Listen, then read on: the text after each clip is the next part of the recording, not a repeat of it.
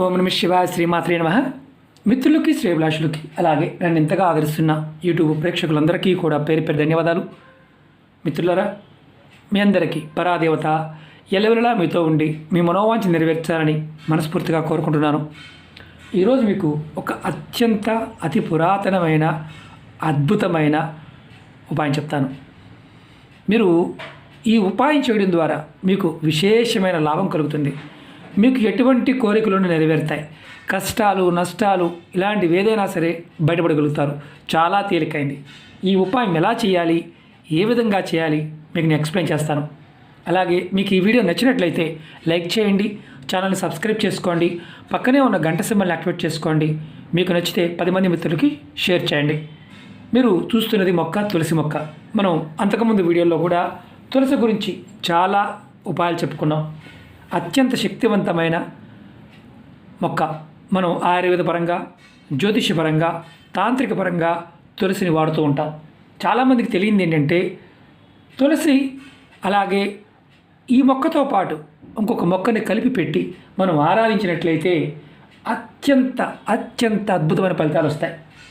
మనం పురాణాల్లో విష్ణువుని శపించిన దేవతగా తులసీదేవిని చెప్తాం. అంటే బృంద ఆమె పేరు. ఆమెని మనం తులసిగా చూస్తాం. అలాగే తులసి భార్య జలంధరుడు. ఈ మన కథలో చాలా విశేషమైన శక్తిని చూస్తూ ఉంటాం. అమ్మవారు స్వామిని కూడా శపించింది. తులసీదేవి అంటే బృందాదేవి శ్రీ మహావిష్ణువుని కూడా శపించింది. శపించిన తర్వాత జరిగిన ఒక సంఘటన ఏంటంటే ఈ భూమండలం మీదకి బృందాదేవి తులసిగాను, ఎవరైతే భర్తగా ఉన్న జలంధరుడు అత్తిపత్తి అంటే మనం టచ్ మీ నాట్ ప్లాంట్ అంటాం, ఆ ప్లాంట్ గాను పుట్టాలని వారు మరణం తర్వాత అంటే వారిద్దరూ సహజంగా అంటే తులసీదేవి అలాగే జలంధరుడు మరణించిన తర్వాత విష్ణు భగవానుడు వీరిద్దరికి వరం ఇచ్చాడు. ఏమనంటే మేము ఒకరు తులసిగాను, రెండో వారు అత్తిపత్తిగా మొలవాలని వారికి వరం ఇచ్చాడు. ఈ 2 చెట్లు చాలా శక్తివంతమైన చెట్లు, తులసి అత్తిపత్తి. ఎవరింట్లో అయితే తులసి అత్తిపత్తి ఒకే చోట ఉంటాయో అంటే ఒక దగ్గర మీరు చూసినా వాటిని పెట్టి ప్రతినిత్యం మీరు కనుక పూజ చేస్తే మంచి ఫలితాలు వస్తాయని శాస్త్రం చూడడం జరిగింది. అత్తిపత్తి, టచ్ మీ నాట్ ప్లాంట్, తులసి మొక్క. మీరు ఎలా చెప్తారంటే శాస్త్రం ఏం చెప్తుందంటే అత్తిపత్తి ఏదైతే ఉందో టచ్ మీ నాట్ ప్లాంట్ శరీరము, తులసి మొక్క ప్రాణము అంటారు. ఈ రెండింటికి మనకి కోరికలు తీర్చే శక్తి ఉంది అని శాస్త్రం చెప్తుంది. మనస్సు, వాక్కు ఎవరికైతే దృఢంగా ఉండవో, అలాగే జీవితంలో మనశ్శాంతి లేనివారు, భోగభాగ్యాలు అదృష్టం కలిసి రావాలి ఇలాంటి చెయ్యాలనుకున్న చేయలేనివారు, అలాగే మీరు దుష్టశక్తులతో ఇబ్బంది పడుతున్నారనేవారు, వాటిని తప్పించుకోలేకుండా ఇబ్బంది పడుతూ ఉన్నవారు, వివాహానికి అడ్డంకులు వస్తున్నవారు అంటే వివాహం కాకుండా బాధపడుతున్నవారు, వీరందరూ కూడా కోరికలు నెరవేర్చుకోవడానికి నేను ఈరోజు ఒక చిన్న అద్భుతమైన ఉపాయం చెప్తాను. ఎలా చేయాలో, ఏ విధంగా చేయాలో చెప్తాను. ఆ విధంగా ప్రయత్నించండి. 100కు 100% ఫలితం వస్తుంది. మీరు ప్రయత్నపూర్వకంగా చేయవచ్చు. మీరు చక్కగా స్నానం చేసి మరి మనసులో చక్కగా మనసు పరిశుభ్రంగా ఉంచుకొని శుభ్రంగా స్నానం చేసిన తర్వాత మీరు సోమవారం ఉదయం అంటే సూర్యోదయం 5 గంటల దగ్గర నుంచి 7 గంటల మధ్య ప్రాంతంలో తులసి చెట్టు అలాగే టచ్ మీ నాట్ ప్లాంట్ అత్తిపత్తి అంటాం దీన్ని ఒక చోట పెంచి ఆ స్థలాన్ని శుభ్రంగా అంటే అక్కడ కుండీలో కానీ భూమిలో పెట్టి శుభ్రం చేసి అక్కడ మీరు ధూపదీప నైవేద్యాలు సమర్పించి పుష్పాలు అలంకరించి మీ కోరికలు నెరవేర్చమని ప్రార్థించి మీరు చెట్టు చుట్టూతా ఆ 2 చెట్ల చుట్టూతా 21 ప్రదక్షిణ చేస్తే ఇలా మీరు ప్రతి సోమవారం చేస్తే కనుక మీరు ఏదైతే కోరుకుంటారో ఆ కోరిక తప్పకుండా నెరవేరుతుంది. ఇది మొదటిది, బాగా గుర్తుంచుకోవాలి. 21 ప్రదక్షిణ చేయాలి. అలాగే మీకు ఇది ఇంకా దేనికి వాడాలో చెప్తాను. ఇందులో ముఖ్యమైనది ఏంటంటే నమ్మకం చాలా అవసరం. నమ్మకం లేని వారు పొరపాటు ప్రయత్నించమాకండి. ఇదే విధంగా మీరు కనుక ఆదివారం నాడు చేస్తే ఉద్యోగ ప్రాప్తి, ఉద్యోగంలో ప్రమోషను ఇలాంటివన్నీ దక్కుతాయి. అలాగే మీరు గురువారం నాడు కనుక చేస్తే అంటే మీరు సోమవారం చేస్తే ఏ రకమైన కోరిక కోసం చేయాలి, అలాగే మీరు కోరిక నెరవేరే పాయింట్ ఆఫ్ వ్యూలో, అలాగే గురువారం నాడు చేస్తే మీకు జీవితంలో కావలసినవన్నీ వస్తాయి అని శాస్త్రం చెప్తుంది. అలాగే మీరు ఆదివారం నాడు ఉద్యోగ ప్రాప్తికి, గురువారం నాడు శత్రువులు మిత్రులు అవ్వడానికి చేయాలి. అలాగే మనసులో ఎవరైతే శత్రుత్వం ఉంటుందో వారు మీకు ఇబ్బంది కలిగించుకుండడానికి ఈ విధంగా చేయాలి. అలాగే మంగళవారం నాడు కానీ శనివారం నాడు కానీ ఈ 2 వారాలందు మీరు ఎవరైనా చేస్తే తీరని వ్యాధులు, అంటే మీకు ఏదైతే ఆ వ్యాధి తగ్గదు మీకు అనుకునేవారు ఎవరైతే ఉంటారో ఆ వ్యాధి తగ్గడానికి మీరు మంగళవారం నాడు శనివారం నాడు ఇలా చేయాలి, పూజ చేయాలి. అలాగే శుక్రవారం నాడు కనుక చేసినట్లయితే లక్ష్మీ అమ్మవారి యొక్క కటాక్షం మీకు కలుగుతుంది. మీకు కుటుంబం అందరూ కూడా శాంతిగా సౌభాగ్యంగా ఉంటారు. మీరు ఈ విధంగా మీరు పూజ చేసే అవకాశం ఉంటే తప్పకుండా చేయండి, ఖచ్చితమైన ఫలితం వస్తుంది.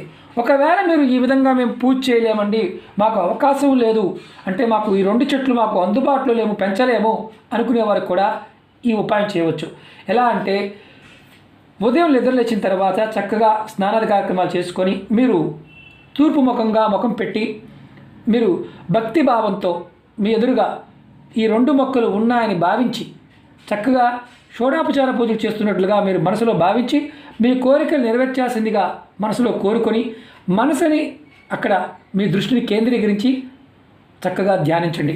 అలాగే మీరు ప్రదక్షిణ చేసే అవకాశం లేదు కాబట్టి ఆత్మ ప్రదక్షిణ చేసి నమస్కారం చేసుకొని మీరు అంటే ప్రతిరోజు మీరు ఎలాగైతే పని చేసుకుంటారో అలా పని చేసుకోవచ్చు.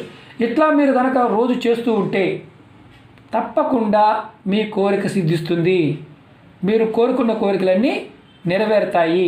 చాలామందికి తెలియంది ఏంటంటే సహజంగా శక్తి ఉన్న అత్యంత శక్తివంతమైన దేవతా వృక్షాలు మన పురాణాల్లో చాలా వివరంగా రాయడం జరిగింది. మనం పురాణాలు చదవం కాబట్టి మనకు తెలియదు. మాఘ పురాణంలో కూడా రాయడం జరిగింది. తులసి మొక్క ఎలా భూమి మీదకి వచ్చింది, పారిజాత మొక్క ఎలా భూమి మీదకి వచ్చింది, దాన్ని ఎలా ఆరాధించాలి, ఏ విధంగా చేయాలి, ఇవన్నీ కూడా చాలా వివరంగా శాస్త్రంలో చూడడం జరిగింది. పురాణాల్లో వీటి గురించి వివరణ ఉంది, చాలా వివరణాత్మకంగా ఉంది. ఇప్పుడు మీకు నేను అంతకుముందు వీడియోలో కూడా చెప్పాను. చాలామంది అడుగుతూ ఉంటారు, గురువుగారు తులసి మొక్కని ఎప్పుడు కోయకూడదు, అసలు తులసి దగ్గర మనం ఎలా ప్రవర్తించకూడదు అని చాలామంది అడుగుతూ ఉంటారు. ఈరోజు మీకు ఆ విషయం కూడా తెలియజేస్తాను. ఎవరైనా సరే స్నానం చేయకుండా తులసి మొక్కని అంటుకోకూడదు, ఇది బాగా గుర్తుంచుకోండి. తులసి మొక్కని ఎప్పుడు కూడా స్నానం చేయకుండా మీరు అంటుకోకూడదు. రెండవది, చెప్పులు వేసుకొని అంటే కాళ్ళకు చెప్పులు వేసుకొని తులసి ఆకు కోయకూడదు. మూడవది, తులసి ఆకుని ఎప్పుడూ కూడా మీరు ఎప్పుడు కోసినా సరే అంటే రాత్రి సమయంలో కూడా కోయకూడదు, అది గుర్తుంచుకోవాలి. మీరు ముందుగా సంకల్పించుకోవాలి, మీరు ఆహారం కోసం తీసుకుంటున్నారా, ఆరోగ్యం కోసం తీసుకుంటున్నారా, లేకపోతే దేవతా పూజ కోసం తీసుకుంటున్నారా, అది నివేదన చేసి మాత్రమే తులసి మొక్కని తీసుకోవాలి. అలా కాకుండా ఇష్టారాజ్యంగా తెంపకూడదు. అలాగే తులసిని గోర్లతో గిల్లకూడదు, ఇది కూడా మహాపాపం, బ్రహ్మహత్యా పాపం చుట్టుకుంటుందని శాస్త్రం చెప్తుంది. అంటే తులసిని గిల్లితే మీకు అంటే ఇలా ఆకులు కొంతమంది బలవంతంగా గిల్లి తీస్తారు, ఇలా పట్టుకొని గిల్లి తీస్తారు, అలా తీయకూడదు. అంతకుముందు వీడియోలో కూడా నేను చెప్పాను. అలా తీయటం వల్ల కూడా మీకు బ్రహ్మహత్యా పాపం చుట్టుకుంటుంది. చాలామంది ఏమనుకుంటారంటే మనకి విశేషమైన ఫలితాన్ని ఇస్తుందని నమ్మలేరు. ఆరోగ్యమే కాదు, మన జీవితాన్ని అద్భుతంగా మార్చగలదు. తులసి చెట్టు పెట్టిన, నీరు పోసిన, పోషించిన, స్మరించిన, మీరు టచ్ చేసిన మీకు అద్భుతమైన ఫలితాలు వస్తాయి. అష్టబిలాల్లో తులసి మొక్క కూడా ఒక ఔషధం. అష్టబిలాలు అంటే మనం బిల్వం అంటాం కదా, అష్టబిల్వాలు అంటారు.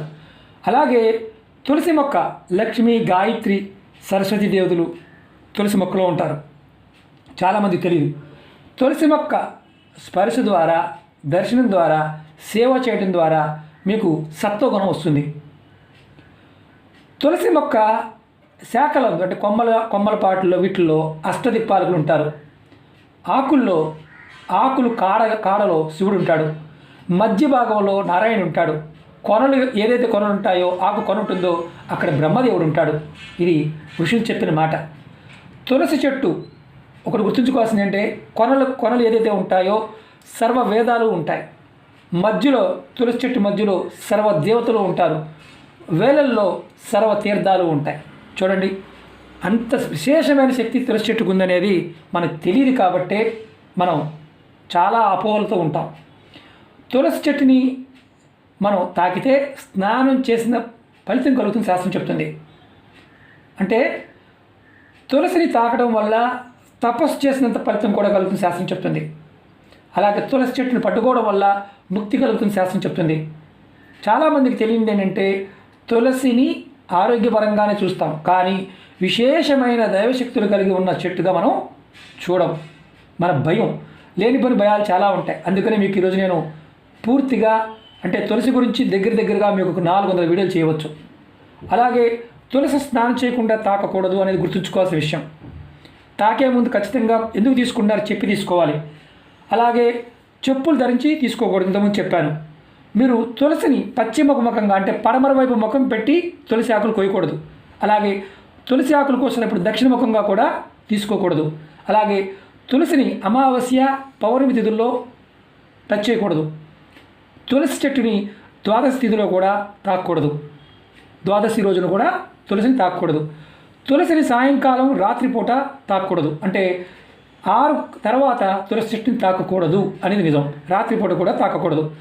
తులసి చెట్టుని ఆదివారం నాడు కానీ, మంగళవారం నాడు కానీ, గురువారం, శుక్రవారాలు కొయ్యకుండా ఉంటే మంచిది. అలాగే తులసి మొక్కని శ్రావణ నక్షత్రం రోజులు కూడా కొయ్యకూడదు. ఇవి శాస్త్రం చెప్తున్న మాట. మనం ఎలా పడితే అలా కొయ్యకూడదు అనేది గుర్తుంచుకోవాలి. ఎందుకంటే ఏ కాలంలో తులసి మొక్కకు పూజ చేయాలి, ఏ కాలంలో తులసి దళాలని గ్రహించాలి అనేది కూడా క్లియర్ చేయడం జరిగింది.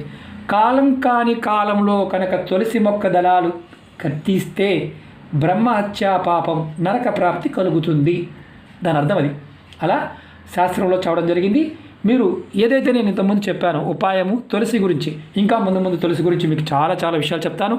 అలాగే మీకు ఈ వీడియో నచ్చినట్లయితే లైక్ చేయండి, ఛానల్ని సబ్స్క్రైబ్ చేసుకోండి, పక్కనే ఉన్న గంట సింబల్ని యాక్టివేట్ చేసుకోండి, 10 మంది మిత్రులకి షేర్ చేయండి. ఓం నమః శివాయ, శ్రీమాత్రే నమః.